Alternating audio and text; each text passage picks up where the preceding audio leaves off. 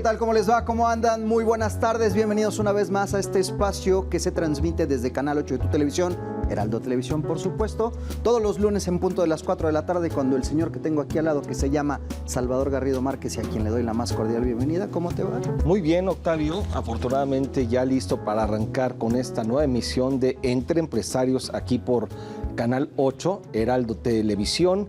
Y bueno, pues con muchos temas. Reforma, finalmente se dio ya la aprobación en el Congreso de la reforma judicial, un tema polémico, un tema candente, un tema que impacta definitivamente al mundo de los negocios, y me parece que es indispensable el que conozcamos los detalles de esta reforma, los pros, los cons, los retos y las situaciones particulares que las empresas desde ahora ya deben de estar cuidando, vigilando y desde luego trabajando para que se adapten a este cambio que ya está y es un hecho.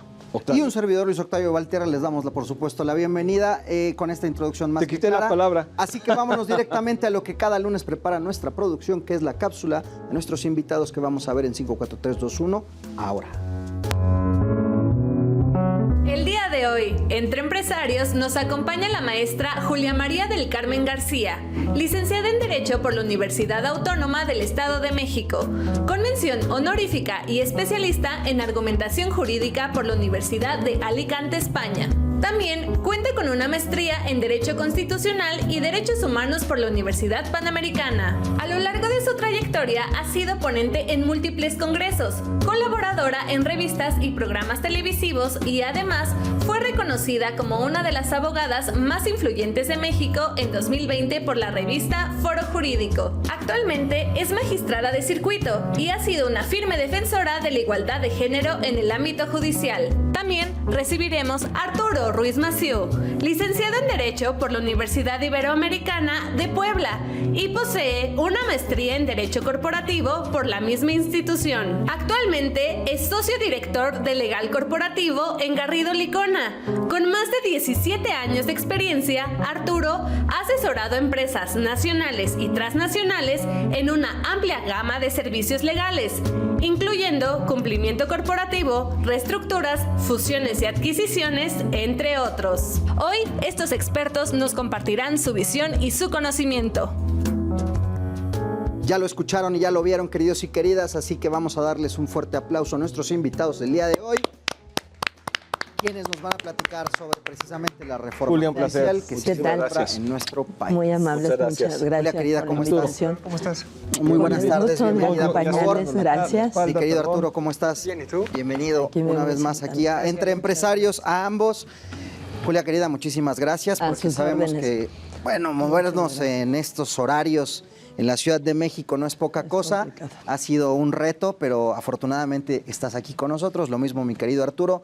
Como siempre, agradecerles el tiempo que nos dedican para poder platicar con nuestra audiencia entre empresarios. Así que, mi querido Salvador, ¿cómo arrancamos? Pues efectivamente, comentaba al inicio del programa que pues ya se aprobó en el Congreso en una situación muy polémica, muy discutida, con situaciones de reflexión que me parece nos dejan. Y giros de tuerca. Y giros de tuerca y pues muchas cosas se han presentado, desde luego.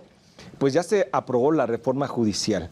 Y me parece que bajo este escenario sería conveniente para nuestra audiencia y sobre todo para el público en general, me parece es de interés, pues el conocer un poco más acerca de esta reforma. Obviamente hay temas técnicos que quizás no son sencillos, y la idea es que los pongamos en un lenguaje sencillo, claro, y desde luego que vayamos poniendo cuáles son los puntos que hoy pueden tener impacto en el mundo de los negocios y sobre todo en las personas. Fíjate que me permitiría hacer aquí una pausa y aprovechar el horario, el tiempo, el espacio para hacerlo justo didáctico, porque creo que hoy podemos aprovechar la oportunidad del espacio para hablar de la reforma judicial que le hemos escuchado con un tinte mucho más político, técnico, muy escudriñado, y acá creo que es una buena oportunidad para tratar de ponerlo a nivel del mar. Mi querida Julia, mi querido Arturo. Muchas gracias. Pues si me lo permite, Arturo, les voy platicando. Fíjense que lo primero que hay que decir a propósito de estos temas es que en el Poder Judicial de la Federación, yo vengo de por allá, Tenemos claro que la justicia tiene muchos pendientes en este país. La percepción en términos generales de la población en relación con la justicia es que se trata de una justicia tardía, de una justicia rígida, de una justicia formalista, de una justicia elitista, porque es muy caro acceder a ella. Y entonces, aquí lo que no hay que perder de vista es que el Poder Judicial de la Federación no es el único involucrado en este sistema de justicia. Es decir, para hablar del sistema de administración de justicia tendríamos que hablar de otros actores que también están involucrados. Me estoy refiriendo a fiscalías, me estoy refiriendo a defensorías públicas, me refiero también a organismos que atienden a víctimas, a las personas abogadas que litigan todos los días en los tribunales y también, por supuesto, al estudiantado de derecho, ¿no? Todas las personas que podemos involucrarnos. Aquí particularmente nos llama la atención que esta reforma va especialmente dirigida al Poder Judicial de la Federación y entonces el primer gran impacto es ¿por qué no? Si verdaderamente lo que se busca es mejorar la justicia, ¿por qué no hacer una reforma que atienda a todas estas visiones y a todas estas aristas? ¿Por qué? Porque la gente tiene la percepción de que la justicia es tardía, de que la justicia es lenta, pero hay que platicarle a las personas, por ejemplo, que según los lineamientos internacionales, los organismos internacionales, por cada 100,000 personas en un país se sugiere al menos 65 personas juzgadoras. En este país, en promedio, somos de 3 a 4. Entonces, bueno, de ahí ya hablamos de un desfase. Hay otro dato interesantísimo donde se dice, y así lo indican los organismos internacionales, que a los poderes judiciales hay que darles un 2% de Producto Interno Bruto. Para este año, el Poder Judicial de la Federación recibió el 0.4% del Producto Interno Bruto. ¿Qué quiere decir? Que ni siquiera una cuarta parte de lo que se requiere. Entonces, si la preocupación genuina fuera mejorar el sistema de administración de justicia, lo primero que tendría que pensarse es cómo robustezco su trabajo, cómo genero condiciones adecuadas para que hagan mejor su trabajo. Actualmente hay personas juzgadoras que están esperando ser adscritas porque el presupuesto no dio para crear tribunales, por ejemplo. Entonces, ¿eso qué implica? Que seguimos teniendo grandes cantidades de trabajo, y aquí voy a hacer un mini paréntesis. Fíjense que esto es bien interesante. Se ha dicho mucho que hay mucha corrupción en el Poder Judicial, que juezas y jueces corruptos, y esta ha sido una dinámica constante a lo largo de los últimos años. Sin embargo, la realidad es que la gente sigue confiando en la justicia federal. Lo notamos en el incremento exorbitante de asuntos que estamos teniendo. Mucha gente de la que litiga en los espacios domésticos, digamos en los poderes judiciales locales, a lo que le apuesta es a llegar a la justicia federal. ¿Por qué? Porque es la única que garantiza una carrera judicial, la única que garantiza personal profesional, capacitado, comprometido, que ha llegado, y aquí hay que decirlo con todas sus letras, todas y todos, salvo las y los ministros que tienen un mecanismo diferente, quienes actualmente formamos parte de este espacio de toma de decisiones, hemos llegado a través de rígidos concursos de oposición, donde, por ejemplo, yo competí con 1,800 personas y quedamos 15 personas como titulares. Es decir, hay un nivel de competencia altísimo, con gente muy experimentada, que ya hemos pasado por toda una etapa de la carrera judicial, que seguramente si han seguido estos temas con interés, van a advertir que uno de los grandes puntos que estamos tratando de defender y que seguiremos defendiendo es la carrera judicial. En el Poder Judicial lo que queremos es que nos sigan evaluando. Lo que queremos es que sigan llegando los mejores perfiles. Si fuera un tema simplemente de necedad o de moda, diríamos, bueno, pues lo abrimos al escrutinio y lo abrimos a la votación popular, pero ¿qué tanto esa votación popular nos puede garantizar ese tipo de perfiles? Otra cosa importantísima a tomar en consideración es que en este país las personas, las empresas, tienen derecho de que les juzgue una persona independiente e imparcial. Y entonces, bueno, acá debo decir que son dos las grandes objeciones que vemos en este proyecto, porque en realidad lo único que busca es debilitar al único contrapeso efectivo que ha habido para el poder político y el poder público al margen del partido en el poder. ¿Por qué? Porque el Poder Judicial de la Federación siempre le ha tocado ser ese tercero imparcial que va a resolver una controversia que se suscite entre las partes, entre las personas o entre las personas y las autoridades, y lo único que verificamos es que la autoridad haga lo que le corresponde. Y si no lo hace, pues vendrán las condenas, tendrás que pagar una indemnización, tendrás que revertir esa expropiación si no la hiciste con los lineamientos que exige la Constitución, tendrás que levantar una suspensión de obra, tendrás que pagarle a la persona servidora pública que fue destituida o inhabilitada indebidamente lo que le corresponde, tendrás que pagar pensiones si la persona ya trabajó toda su vida y tiene un derecho a ella, tendrás que, por ejemplo, dejar sin efectos algunas licencias dadas en materia ambiental porque hay una afectación clara al medio ambiente. Entonces ustedes noten cómo es un derecho para las personas que quienes impartimos justicia lo hagamos sin presiones externas, lo hagamos sin que nadie nos diga lo que tenemos que resolver. Acá el compromiso y la función propia que llevamos a cabo nos exige una actualización constante, pero además nos exige hacer un análisis integral de cada caso a la luz de la Constitución, a la luz de las leyes federales, locales, de los tratados internacionales, de todo lo que conforma nuestro sistema jurídico, nuestro orden jurídico, pero además conforme a las jurisprudencias, que es la interpretación que hacen los tribunales en relación con puntos jurídicos, y a partir de ello lo que damos es certeza jurídica. Certeza jurídica que implica que las partes y las personas y las empresas y las personas morales sepan a qué atenerse, sepan que si llevan a cabo una conducta tendrán una consecuencia jurídica y que a partir de ello, bueno, pues ya decidirán si llevan a cabo esas actuaciones que pueden o que darían lugar a esas consecuencias. Aquí entonces el punto elemental a considerar es una garantía para las personas juzgadoras, pero también es un derecho para las personas que podamos resolver sin esas presiones externas. Sí. Ya más adelante les voy a platicar porque vemos un riesgo enorme en esta propuesta, bueno, en esta reforma. Es muy interesante todo esto que comentas porque estas reflexiones son los puntos que nos permiten evaluar el cómo está, hasta antes de esta reforma judicial, constituido el Poder Judicial, cuál es la visión, cuál es la actividad que hoy se está llevando a cabo. Hoy digo porque todavía la reforma judicial no entra en vigor, pero pues va a entrar.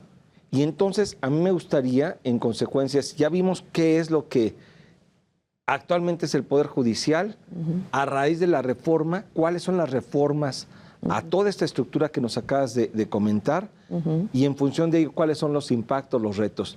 Arturo, ¿cuáles son las principales reformas que hoy se están planteando en esta reforma judicial?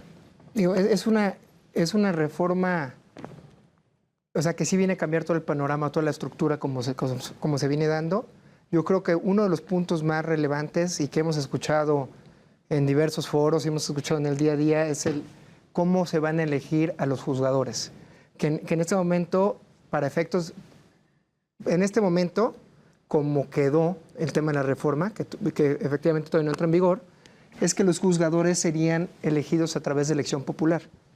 Ese sería el primer tema. Pero uno de los temas también relevantes a considerar, que también se ha venido dialogando y que es parte del mismo, es cómo se van a elegir a los candidatos para dichos juzgadores. Ahí el tema es, esos candidatos van a tener que cumplir ciertos requisitos que ya no son, ejemplo, anteriormente, ¿no? Me estoy yendo a, bueno, actualmente y como se ha venido viviendo necesitamos una carrera judicial, como lo mencionaba, ¿no? Con los nuevos requisitos no se necesita una carrera judicial para tales efectos. Segundo, los candidatos van a ser elegidos por los poderes de la Unión, déjeme decir así, a través de un proceso definido. Tercero, si cumplimos esos requisitos y a manera de ejemplo, uno de ellos es tener 35 años de edad, es uno de los requisitos. Simplemente tener una carrera de derecho ejercida, por ejemplo, si nos vamos al tema de para ministro de la Corte es 10 años. Entonces, si cumplimos con tener una carta de que nos avale por un número determinado de vecinos, por tener una calificación aprobatoria mayor de 8 o 9, entre otros puntos que son requisitos muy generales, yo ya soy candidato. Al momento que yo ya soy candidato, ya me eligió alguno de los poderes de la Unión y ya cumplí el proceso correspondiente, entonces saldré al voto que se va a dar en 2 momentos, como está hoy en día. En 2025 para aproximadamente 800 plazas y en 2027 para el remanente. Ahora, ¿qué es un tema que yo lo vislumbro como un reto entre todos los que hemos platicado y los que seguiremos platicando? Es cómo la ciudadanía va a poder valorar si Arturo Ruiz Massieu es o no es experto o tiene los conocimientos o tiene la expertise o tiene el perfil para efectos de ser un juzgador. Hoy en día es muy complicado, si nos vamos a la vida política ya es complicado. Yo creo que este tema va a ser todavía un poco más complicado y eso no está definido. El cómo vamos a dar a conocer que ese candidato en específico, que esos 800 candidatos y 800 personas que se van a votar cumplen con el perfil. Ese es uno de los retos que yo creo que estaremos viendo, ¿no? Sí. Ahora, este reto, y aquí viene un tema, yo lo veo desde una perspectiva empresarial. Me parece que entiendo cuál es la preocupación particularmente en torno a este nuevo proceso, que es el que pudieran estar involucradas personas que no tengan la debida experiencia, la debida capacidad técnica, profesional y todo lo que se necesita para pues, tener este cargo tan fuerte, tan relevante dentro de lo que es la nueva estructura judicial. Pero también, por otro lado, veo esto desde una perspectiva en donde, se abre la posibilidad para que se elija personas, y ahí es donde viene el reto, me parece, de los poderes, en este caso, que van a elegir a los candidatos, de que efectivamente se haga una elección que cumpla con todos los aspectos de calidad, profesionalismo, experiencia, transparencia.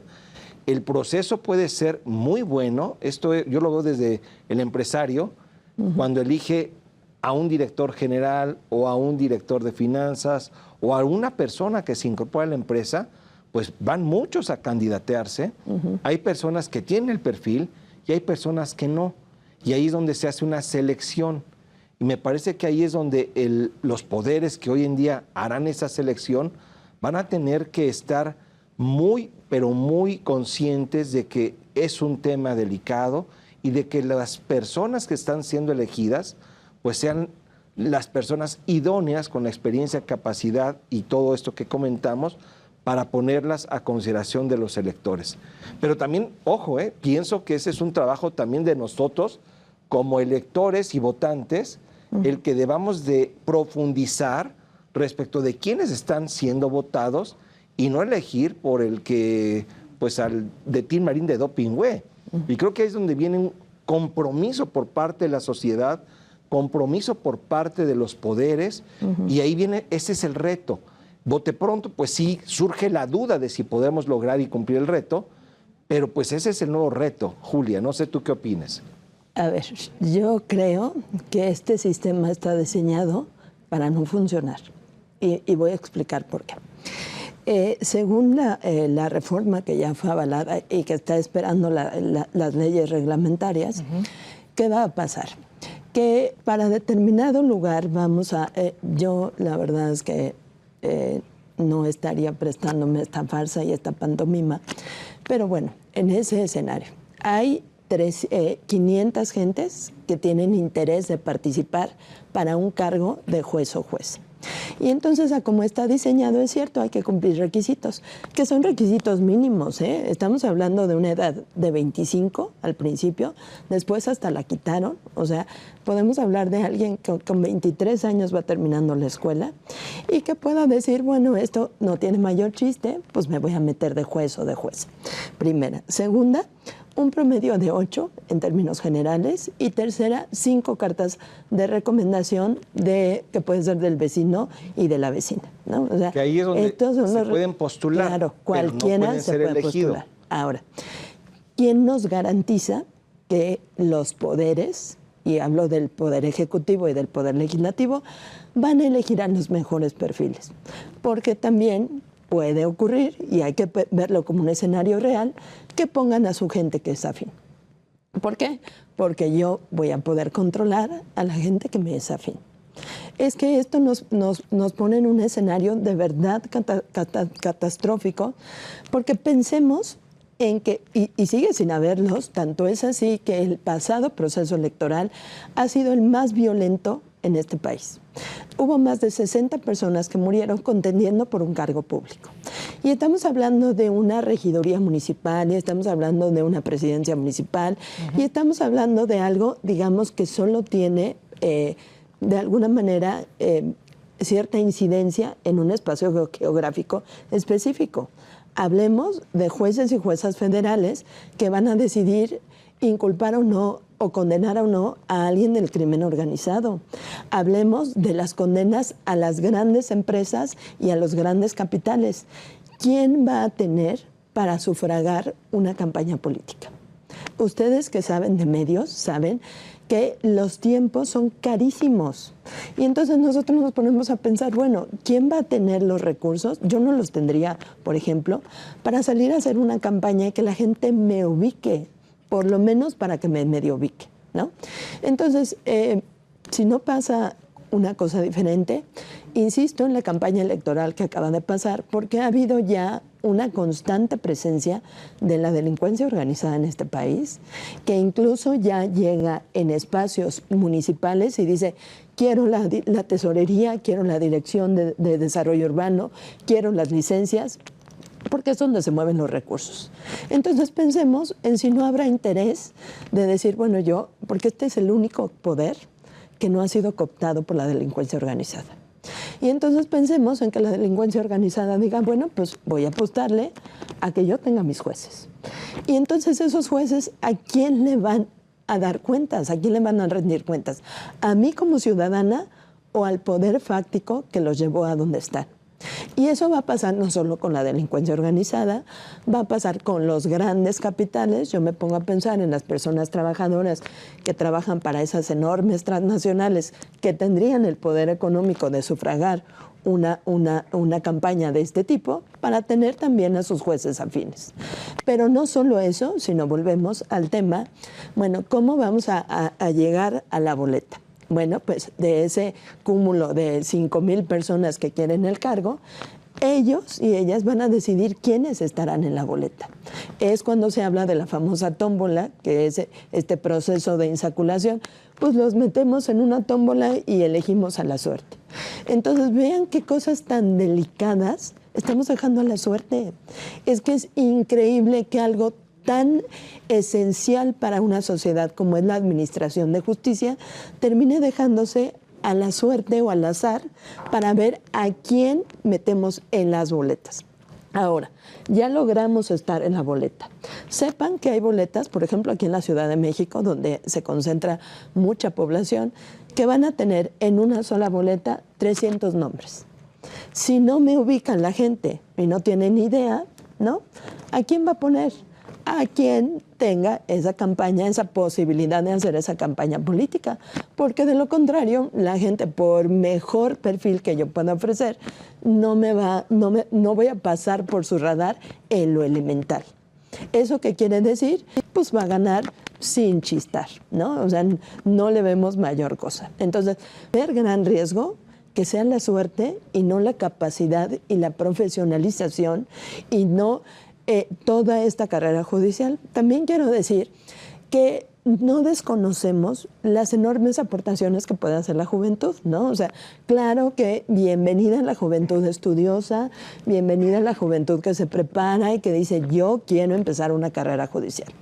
No ignoramos eso. Lo que estamos pidiendo es una juventud que quiera hacer carrera judicial y que empiece desde lo más elemental. ¿Por qué? Porque este es un proceso de maduración, este es un proceso donde necesariamente se tiene que adquirir experiencia. Yo quiero pensar de verdad y me hago muchos escenarios posibles quien no tenga idea de lo que es esto, ¿cómo va a valorar una testimonial? ¿Cómo va a dotar de sentido a una norma? ¿Cómo la va a confrontar con el ordenamiento interno, con las disposiciones internacionales? ¿Cómo va a activar las protecciones propias para las personas que están en una situación desventajosa?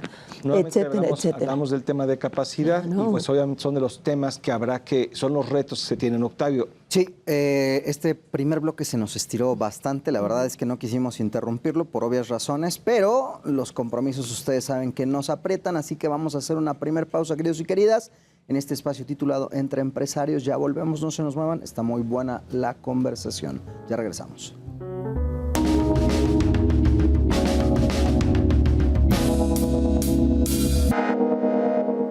Asesórate. Asesórate. Asesórate. Asesórate. Asesórate. Asesórate. Asesórate. Asesórate. Asesórate. Asesórate. No nos cansaremos de decírtelo. Asesórate. Garrido Licona. Asesoría fiscal, legal, financiera y de negocios. Visítanos en garridolicona.com.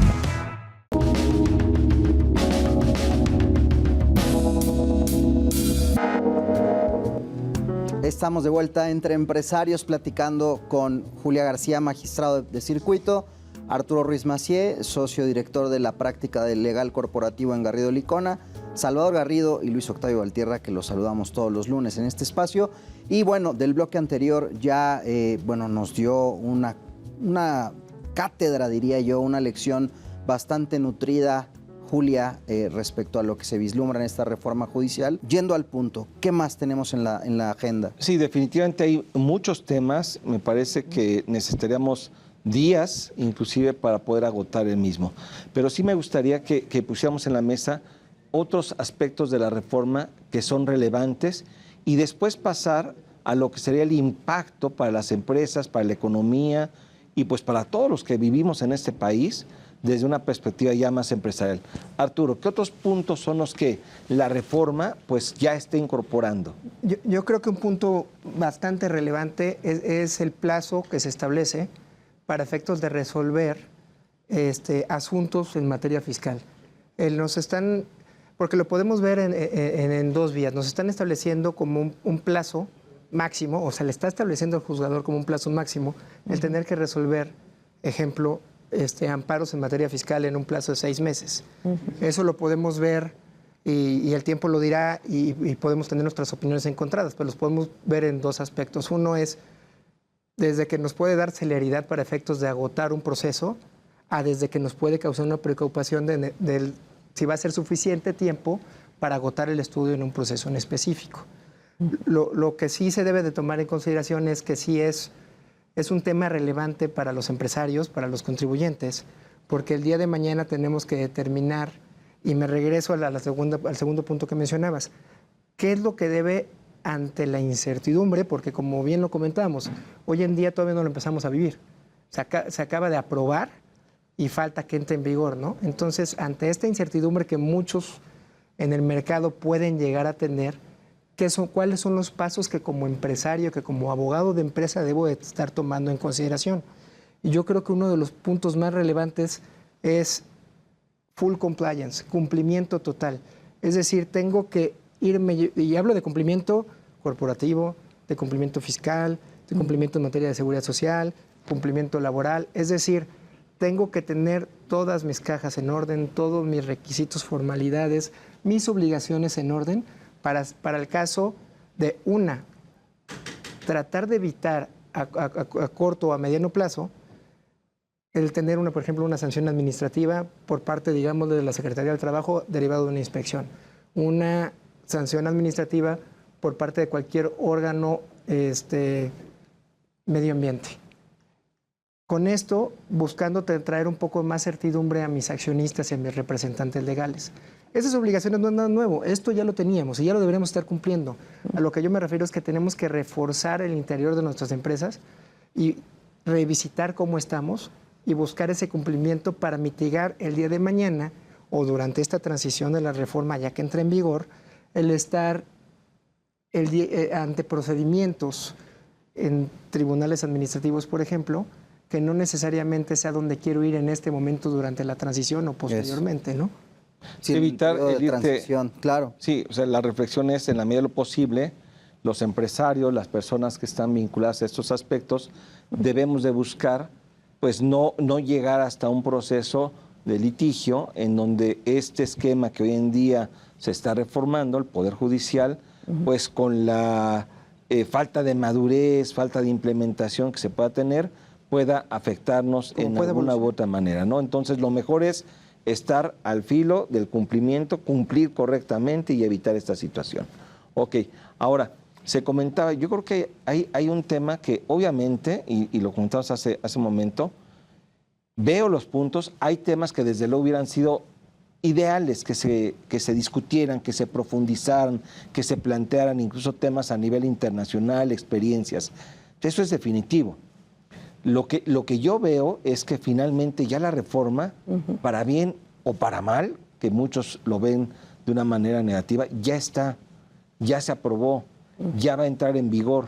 Y ahora el reto es que efectivamente quienes están involucrados, llámese los poderes, Congreso de la Unión, Poder Ejecutivo y el Poder Judicial, pues que efectivamente hagan un análisis de las personas que van a estar impartiendo justicia, que se seleccione como en cualquier otro rubro, en una empresa o en cualquier otra situación, que se haga un análisis de los candidatos. Sé que es una tarea difícil, pero ya está el proceso. Ahora nuestro trabajo será que estos poderes y nosotros mismos seamos cuidadosos en la elección de las personas que van a estar impartiendo esta justicia. Y ahí viene el reto, que efectivamente hagamos que este proceso resulte pues positivo. Y obviamente hay hoy una situación en donde hay una polémica porque hay una sociedad dividida. Y esa situación me parece que puede dar un impacto negativo al aspecto político, al aspecto económico, al aspecto financiero y desde luego al aspecto empresarial, Julia. Bueno, yo querría poner algunos puntos finos sobre la mesa. Es cierto que lo ideal en un mundo justamente de ideas sería que llegaran los mejores perfiles. Aún llegando los mejores perfiles, van a requerir una curva de aprendizaje. De acuerdo. Y en esa curva de aprendizaje es que mi asunto puede quedar en manos de alguien que no tenga absoluta idea de lo que está haciendo. Primer escenario. Segundo escenario, es cierto que la reforma ya fue, por un lado, aprobada en las cámaras, en el Congreso de la Unión, y que además ya tiene el aval de más de las 2/3 partes de los estados de la República. Sin embargo, lo cierto es, y hay que poner sobre la mesa también esas posibilidades, que ahora vienen las vías jurídicas. Y entonces las vías jurídicas, tanto nacionales como internacionales. ¿Esto qué quiere decir? Bueno, pues que vislumbramos la posibilidad de que haya amparos. Debo decir que este es un tema muy discutible, pero que se está ahora mismo transitando en los tribunales. Hay precedentes de derecho comparado, donde tribunales de los máximos órganos jurisdiccionales han analizado la constitucionalidad del proceso de reforma constitucional, porque aun cuando lo pretendieron atrincherar en la Constitución como algo inalcanzable, lo cierto es que no se erigieron como poder constituyente, como para reformar uno de los elementos básicos de nuestro Estado de Derecho, que es la división de poderes y que es precisamente este tema de la soberanía. Nosotros en el Poder Judicial ha sido una falacia que se ha alimentado mucho, darle el poder a la gente de que nos elija. En realidad, aquí lo que se está desconociendo es que nosotros también tenemos un respaldo democrático, y es un respaldo democrático que viene de la propia Constitución, cuando dijo: en este país el poder es uno y para su ejercicio se tiene que dividir en un sistema de pesos y contrapesos, donde nos toca verificar que el otro poder no se exceda, porque de lo contrario pasa lo que pudiera estarse viendo ya, una concentración excesiva de poder en una o en dos de las partes, y la inexistencia o la anulación del tercer poder, que ha sido el contrapeso y el control de los otros dos, siempre en beneficio de las personas. Entonces, bueno, ese otro escenario. Aquí, digamos, aun cuando ya está discutido, no lo desconocemos, pero también, bueno, pues hay precedentes internacionales y justo aquí es a donde quiero aterrizar. Bueno, ¿qué escenarios vemos para las personas? Porque efectivamente habrá que hacer lo necesario tal vez para incluso optar por mediaciones, por conciliaciones, que además el artículo 17 constitucional fue reformado para ello, sabiendo que los tribunales están rebasados de asuntos. No es que la justicia sea tardía, es que humanamente no da la vida para resolver todos los asuntos que llegan. Y entonces, si lejos de darme recursos para reforzar mi trabajo, me los vas quitando y me sigues atacando y sigues generando este clima de confrontación, bueno, pues estamos viendo una, y perdón, pero de repente vemos las grandes fallas del Estado. Tanto es así que la gente prefiere linchar a las personas que llevarlas ante las fiscalías. Y hay que decirlo, las fiscalías son las que tienen un escenario pues importante de corrupción, importante de estas cosas, ¿no? No están tocando a las fiscalías, no están tocando a las defensorías, no están tocando a los poderes judiciales locales, únicamente al Poder Judicial Federal. Ahora, ¿qué va a pasar con las empresas o con quienes invierten en este país? Entre otras cosas, hay que decir que este país tiene compromisos internacionales adquiridos. Ha suscrito múltiples tratados internacionales. La semana pasada, antes de que esto se aprobara, por parte de la asociación, estamos organizados en asociaciones las personas juzgadoras, dirigimos un escrito donde manifestábamos nuestra preocupación, desde luego nunca con un ánimo injerencista, pero sí para que los principales socios comerciales de este país sepan qué preocupaciones advertimos de esta reforma judicial y que es básicamente lo que les estoy platicando. De modo que los principales socios comerciales de este país saben este escenario que puede llegar a darse, por un lado. Por otro lado, que se estarían incumpliendo obligaciones internacionales. Por citarles un ejemplo, cuando México suscribe el TEMEC con Canadá y con Estados Unidos, en materia laboral se obliga a tener tribunales especializados, capacitados e independientes, ¿no? Entonces ya de entrada, ¿qué tanto estaríamos incumpliendo?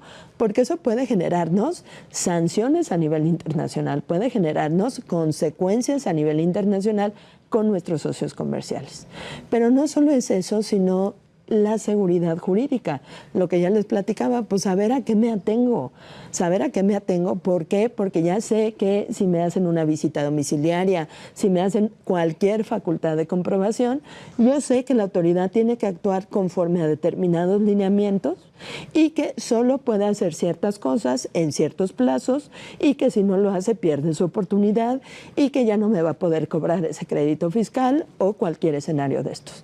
Acá el riesgo es que si hay jueces o juezas que van a llegar con la consigna de a este país le urgen recursos, y entonces, ¿cómo nos allegamos de recursos? Pues litigando contra las y los contribuyentes. Y entonces pensemos en que tengan tribunales a modo donde adviertan las violaciones que adviertan, digan, tú le debes al fisco, y ustedes mejor que nadie sabe cómo es esto de deberle al fisco. Estamos hablando no solo del crédito fiscal, sino de los recargos, las actualizaciones y todo lo que implica.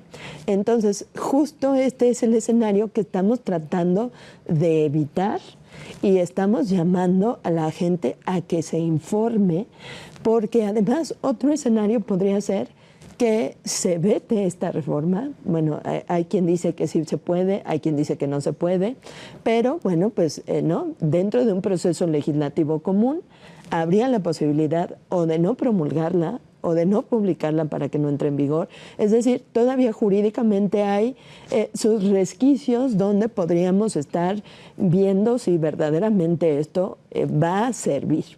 Porque lo que decimos es, bueno, pues a lo mejor va a servir porque está previsto una primera elección para 9 años y dentro de esa primera elección lo que se dice es, bueno, quien dentro de esos primeros 9 años cumpla con los requisitos, la productividad, no tenga quejas, etcétera, va a obtener la ratificación.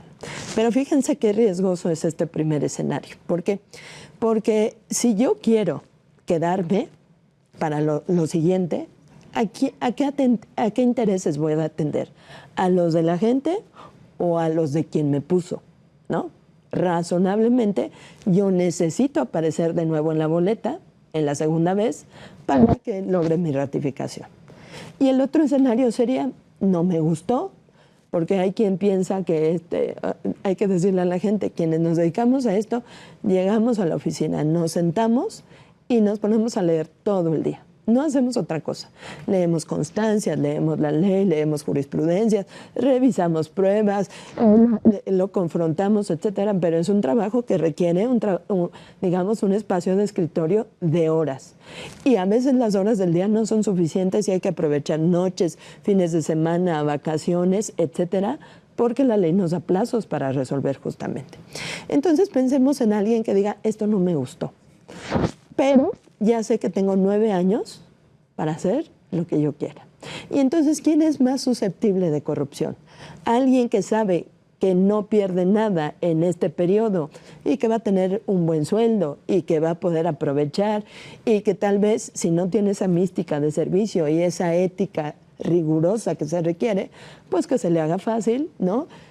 Oye, ¿qué tal si me das tanto para que yo te resuelva tu asunto así, etcétera? Acá lo hemos dicho, y también es algo que hay que platicar con la gente. Se nos ha tachado con el tema de la corrupción todos los días. Y entonces sepan que somos 55,000 personas servidoras públicas en el Poder Judicial Federal y que por lo menos el año pasado, antepasado, se sancionaron a 63. Esto quiere decir que es el 0.12% y que no todos los casos fueron de corrupción. Hay acoso laboral, acoso sexual, etcétera. Entonces, aquí lo que pedimos siempre es, bueno, si saben de casos de corrupción, vengan y denúncienlos. Quienes menos quieren la corrupción somos nosotros. Entonces, este tema de la corrupción habría que verlo con datos objetivos, pero además, siempre que se nos acusa de corrupción es por nuestros criterios jurídicos. Son corruptos porque liberaron a tal persona, pero hay que investigar que a esa persona se le liberó porque lejos de lo que dijo la Fiscalía, no la capturaron en flagrancia. El abogado exhibió las pruebas y los videos y resulta que el Ejército, la Guardia Nacional, fue y se metió a su casa, sin orden de cateo, sin orden de aprehensión, etcétera. Entonces, para cualquier persona juzgadora que sepa elemental debido proceso, sabe que pruebas así no se pueden tomar en cuenta, por ejemplo, ¿no? Entonces, bueno, yo vislumbro para la gente esta posibilidad de ese riesgo en la seguridad jurídica, en esa estabilidad, porque, y lo han estado diciendo, ya lo dijeron 2 embajadas, ¿no?, de nuestros principales socios comerciales, esto es un riesgo para incluso el cumplimiento de estas obligaciones contraídas en el ámbito internacional, y las empresas empiezan a mostrar su preocupación.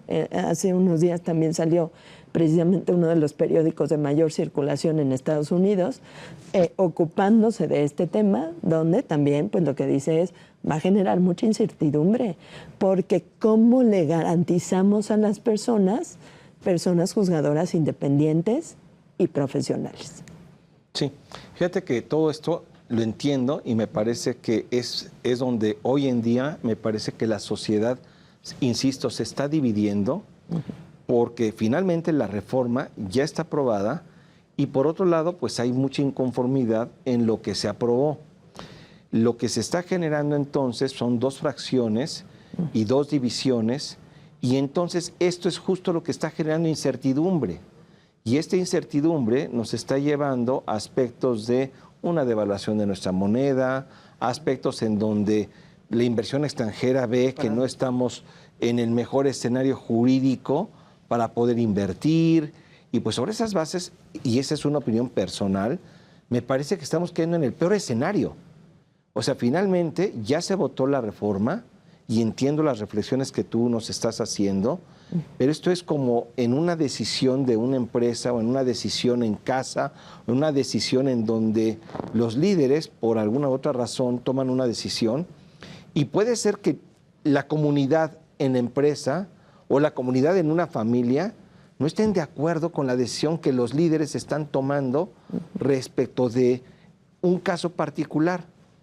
Bueno, si no están de acuerdo, pues ya se tuvo la oportunidad de manifestarlo, y el seguir en desacuerdo y no subirte a una situación que ya como país tenemos, pues nos va a generar un mayor impacto. Yo lo veo cuando se toman decisiones y las personas no quieren subirse a esa decisión y por el contrario, boicotean o sencillamente no apoyan la iniciativa.